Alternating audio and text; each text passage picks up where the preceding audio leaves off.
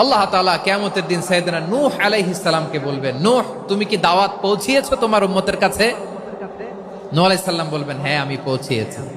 এবার নূহের উম্মতকে আল্লাহ জিজ্ঞেস করবেন, এ নূহের উম্মতেরা, তোমাদের নবী নূহ কি দাওয়াত পৌঁছিয়েছে?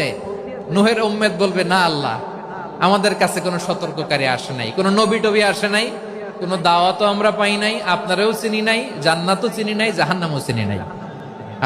নূহ আলাইহিস সালাম বিপদে পড়ে যাবেন। তখন আল্লাহ বলবেন, নূহ তুমি বললা পৌঁছিয়েছো, তোমার উম্মত বলে কিছু পায় নাই।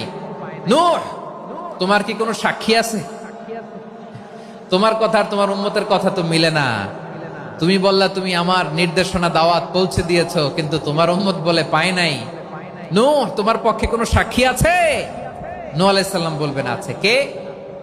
উম্মতে মুহাম্মাদি। তখন আমরা বলবো, আল্লাহ, আল্লাহর নবী নূহ আলাইহিস সালাম তিনি আপনি যা যা বলেছেন ঠিক তা তা তার উম্মতের কাছে পৌঁছে দিয়েছে।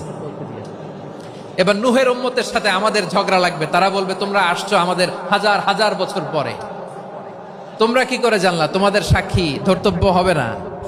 আমরা তখন বলবো, আমাদের কোরআনে তোমাদের নবীর নামে আল্লাহ তাআলা একটা সূরা নাজিল করেছেন, সূরাতে নূহ। আওয়াজ করে পড়েন আল্লাহু আকবার।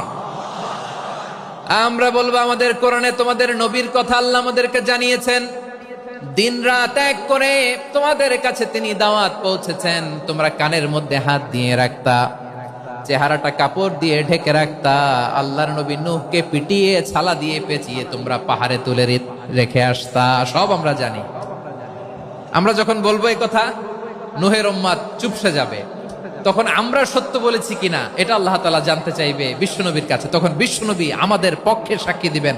আওয়াজ করে বলেন আল্লাহু আকবার।